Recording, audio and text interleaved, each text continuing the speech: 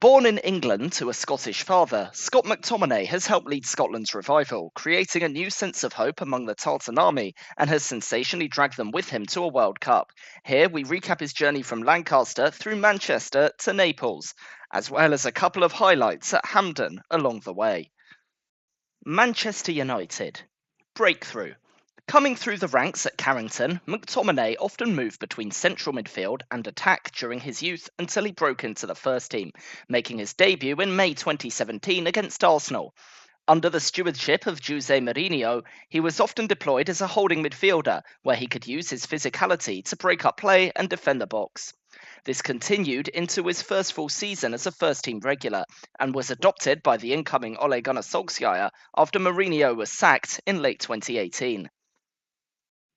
Under Solskjaer, McTominay was still mainly playing a holding role, but was allowed to venture forward and attack the box with late runs. He scored his first competitive goal for United on the 2nd of April 2019 in a 2-1 loss against Wolves. As he developed further under Solskjaer, this became a more prominent feature of his game.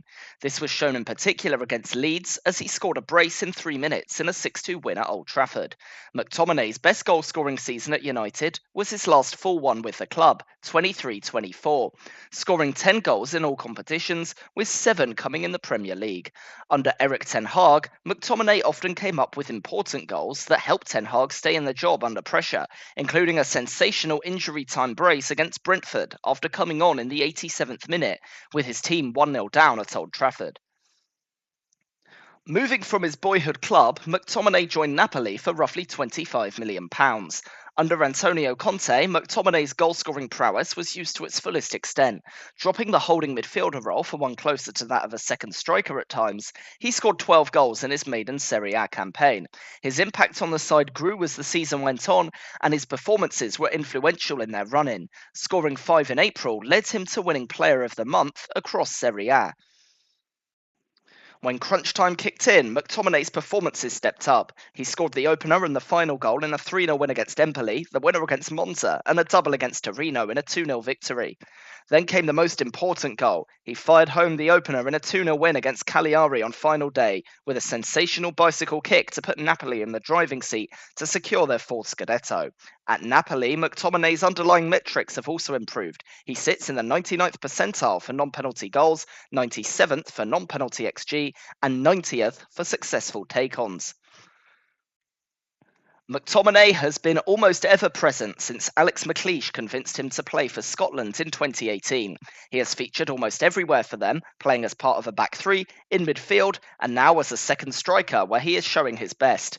His knack for match winners and wonder goals has also shown for his national team, with his first coming in the 94th minute to beat Israel in a World Cup qualifier in 2021.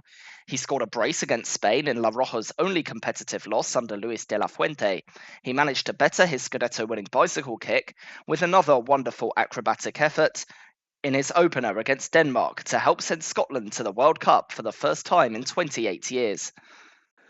Scott McTominay was a victim of being physically able and versatile. He could cover almost any position, but he did this at the sacrifice of his own game. Having been released from this burden under Conte, he has not looked back and is currently playing as one of the world's best players on his day, being rewarded with a placing of 18th in the Ballon d'Or.